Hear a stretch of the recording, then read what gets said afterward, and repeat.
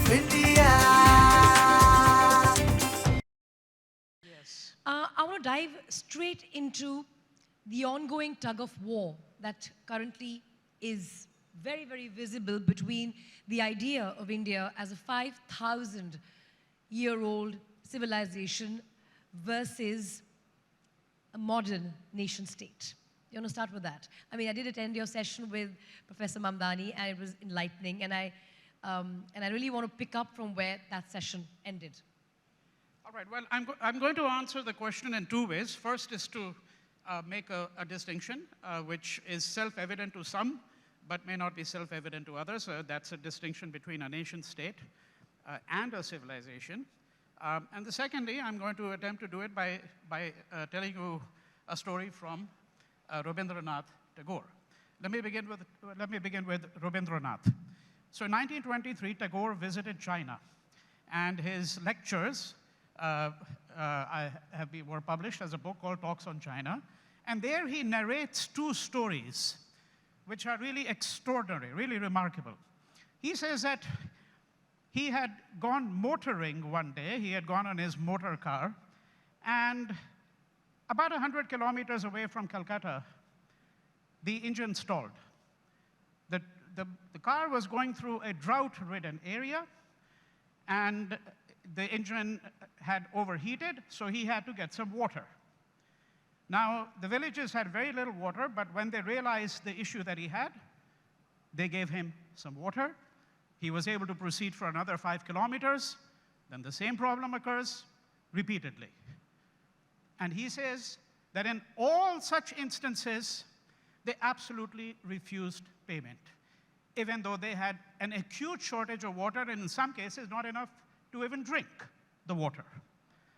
The second episode he narrates, and he links up the two, is he says that he read a report in an American magazine which is still published called The Nation, where it was stated that the British had been bombing the Northwest Frontier Province, and they had bombed a Masood village. Now, when they were bombing this Masood village, the fighter jet, the fighter craft, the aircraft, caught fire. And so they had to do a crash landing, and as soon as the plane landed, it almost burst into flames, and just in the nick of time, the very people who had been bombed by these pilots escorted the pilots out of the aircraft, the two pilots out of the aircraft. They were slightly injured. They nursed them to health, and they sent them back. Now he says, what explains this kind of hospitality? What is that ethos of hospitality? And he says, it is our dharma. It is the dharma of our civilization. Now that is a civilization. A nation state is a very different thing. And I think the first critical thing to understand, of course, I mean, it's self-evident, but we have to understand what the project is today. That the project in which the present government is engaged. And that is that India as a nation state is a very young entity. As a nation state, it can only be like any other nation state. There can be cosmetic differences, but there is only one way of being a nation state: being muscular, being protective of your borders, being intolerant of immigrants, and so forth and so on. And maybe the distinction between immigrants and settlers. Sorry? And maybe that distinction between immigrants and settlers. Well, you see, look, I mean, I want to elaborate it in this sense, that when I say that the present project, because I want to move to that instantly, because there is a Government of India project, actually. It's a project not just to trace back our civilization to 5,000 years, it's to trace it to 12,000 years, and to suggest that this civilization has been essentially a Vedic civilization right from that period of time. Right? This is a stated ambition of this government. And there are people involved in trying to counter this particular narrative. Right? But what the project also involves is the following. What it involves is the collapse of civilization into the nation state. Because fundamentally, there is a realization that it is only as a nation state that you can earn any kind of capital in the world. You can no longer earn any kind of cultural capital by proclaiming yourself a great civilization. This is the awareness, and this is the awareness that, if I may say so, the assassin of Mohandas Gandhi, Nathuram Godse, had, because if you read his speech at the time of his defense, he made it very clear that one of the reasons that Mohandas Gandhi had to be eliminated was because he was an obstacle to the emergence of India as a muscular nation state. Because he was very aware of the fact that that is the only kind of political entity that earns respect in the world, which is, of course, one reason why India and Pakistan as well both had to become nuclear states. Right? So that's the way, essentially, I look at it. So the conflict or the tug of war between the idea of a nation state, a modern nation state, which was formed, you can debate whether it was formed in 1947 when it became independent or when the Constitution came into effect in 1950. And that of it being a 5,000-year-old civilization. But the crux of it, as I understand from what you just said and what you were discussing with Professor Mamdani before this, is essentially that the idea of the modern nation state in its Western construct, derived from, say, the Treaty of Westphalia, may not necessarily apply to us because of the uniformity and the homogeneity that it imposes, yes, and the loss of diversity and pluralism that comes from its imposition, disregarding the civilization backbone that we have. In that thought, and taking that thought forward, my question really is, how do you reconcile the idea of pluralism, of diversity, of multiple nations within a state, yes, to today's modern nation state that we are? So Kurds are a nation without a state. Kurds are a nation that is spread across Turkey, Syria, Iran, and Iraq. The Palestinians are a nation without a state. It's possible that it could be argued that India could have multiple nations within it. yes. And yet, our civilization background is diverse and plural and supports that theory. Would you talk about that? Yes. So you're entirely right that one can think of India as a nation state within which there are many nations. And I think the two instances that you've given are the classic instances of a people who are a nation without a state. This distinction is, in some ways, an elementary but important distinction, the distinction between a nation and a nation state. So, for example, in 1881, Ernest Renan, a French scholar, wrote an essay. It's a classic essay. It's called "What is a Nation?" And he says, well, sometimes people say that people who speak a common language are part of a nation. But English is spoken, for example, in New Zealand, in Australia, in Canada. They're not all one nation, necessarily. They're certainly, and they're, of course, distinct nation states. They're distinct nation states. People might share a certain religion, but that doesn't mean that they constitute themselves into one nation state. Islam and that's the example Professor Mamdani gave of the Jewish nation. Yes. It comes from multiple backdrops. Right. And the homogenization was actually the destruction of the Jewish multiple diverse and cultural ethos. Right, My apologies for interrupting. Right, but the question is whether the experience of India is necessarily that distinct, because one qualification we have to add at the outset is that even in Europe, the project of the transformation of people into the proper subjects of a nation state was a very bloody process. Take the example of France. There's a book written by Eugene Weber. The book is called Peasants Turned into Frenchmen. If you look at what is now France, in the early part of the 19th century, French was not the dominant tongue. The dominant tongue was Breton. And what Eugene Weber demonstrates is how these people had to be cajoled, railroaded, bludgeoned into becoming proper Frenchmen. Okay? So, in fact, the conditions in Europe were also conditions of plurality, The problem that we have to think through, why we are at a moment which is a moment of extraordinary peril, is that the present project in India is to turn us both into proper Indian subjects of the nation state and into proper Hindus as well. We can talk about that. There's a relationship between that as well.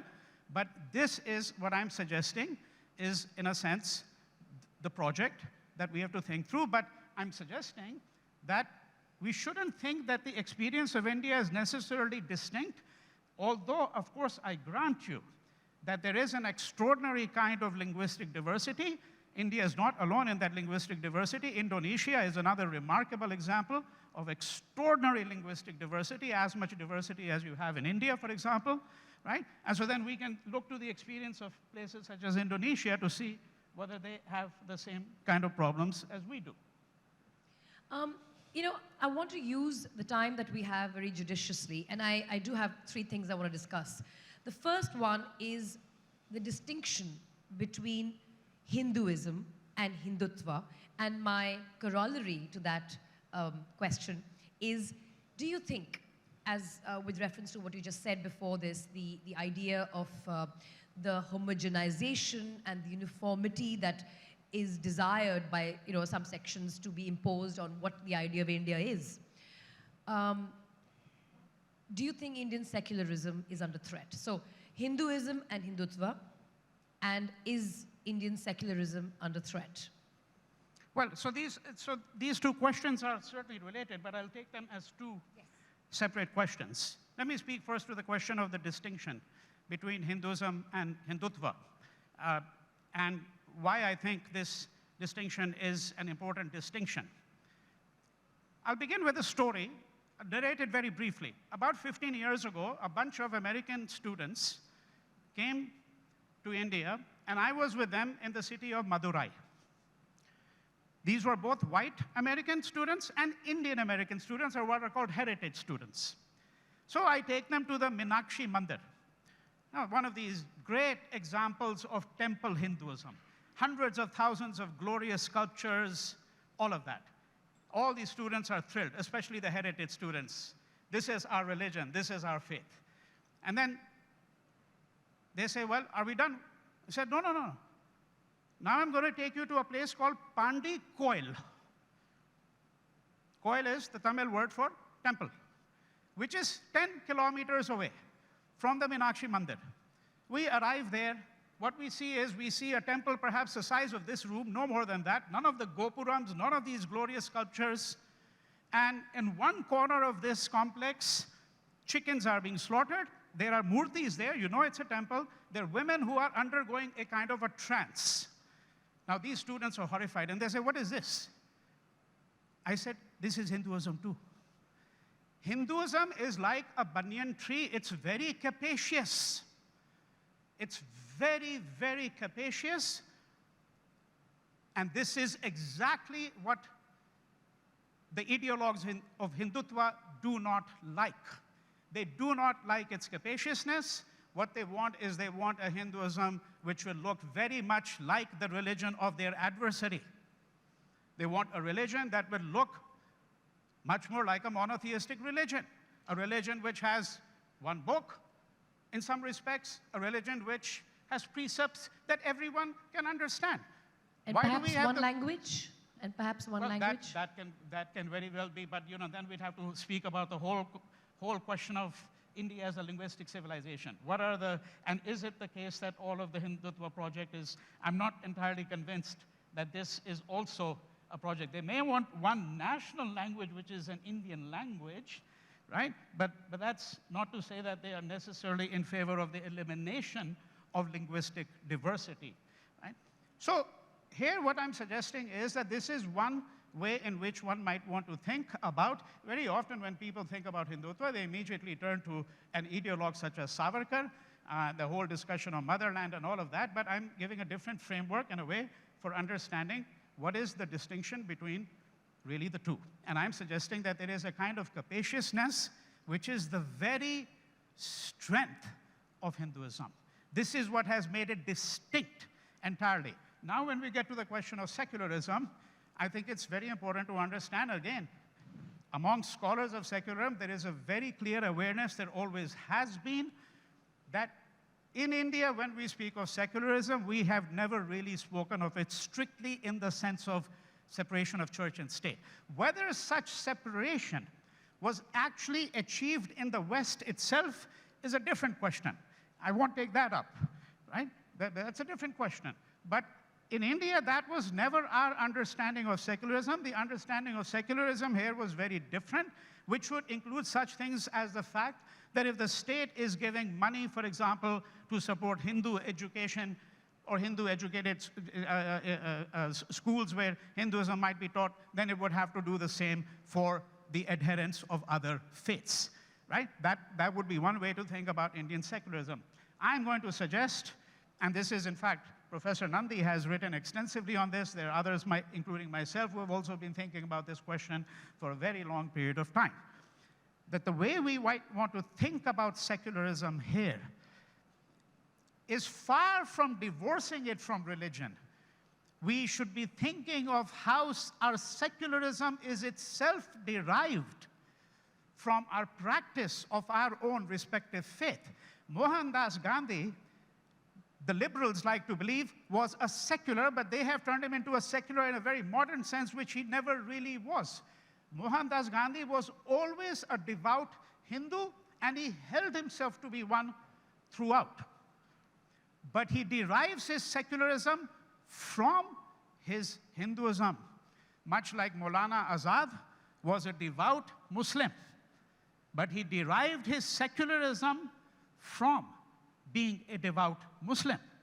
And I think that that is a very distinctive kind of Indian experience and speaks, once again, to the richness of the civilizational motif in our lives. So the diversity of our faith and where we derive our own individual perception of secularism is really what you're saying.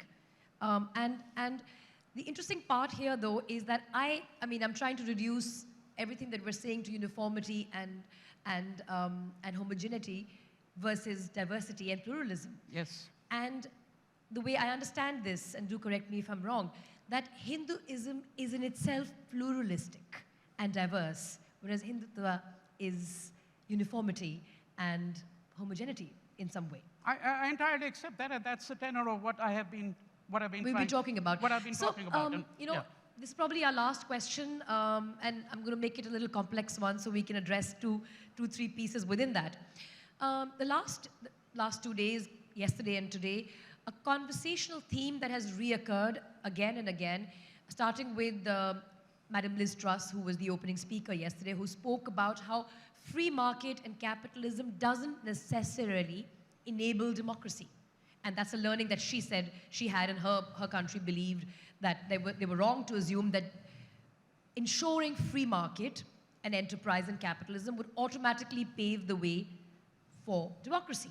Now, that thought on one hand, and the thought that democratic values as perceived from the West, interpreted with the beginning of the modern nation state from the Treaty of Westphalia, and transplanted into, say, our ethos.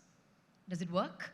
And is democracy in the manner in which the French and the Americans and the British have sort of put on a pedestal, is that applicable as it is to us? After all, their democratic perspective changed entirely with Hamas being democratically elected in Palestine. Yes. So could you share some light on that? Yeah. Well, there's several discrete questions. Yes, they all rolled up into that. So I'll just very briefly address each of them, very, very briefly, because one question has to do with the question simply of whether democracy would work for us. Is it for everyone, so to speak?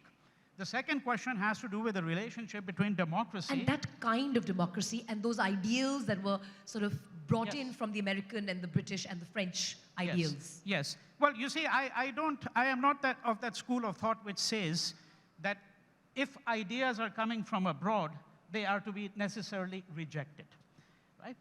This is, again, apart from the question of whether there are historically speaking, traditions of republicanism. For example, in the ancient Indian past, there was a whole debate on that back in the 1920s, which most people aren't aware of, right?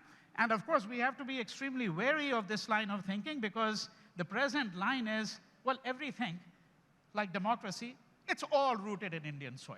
You know? I mean, from aeronautic surveillance to surgery to every possible thing, the roots are right here. Why even think that it's coming from abroad? No, I'm not of that school of thought either. But I am certainly of that school of thought which says that when there are certain ideas which suggest the aspirations of a people, then it's very clearly the case that yes, something like democracy can very well work here as it has worked elsewhere. Although one could, of course, ask the question to what extent democracy has really worked in the West itself. One could certainly ask that question with any kind of legitimacy.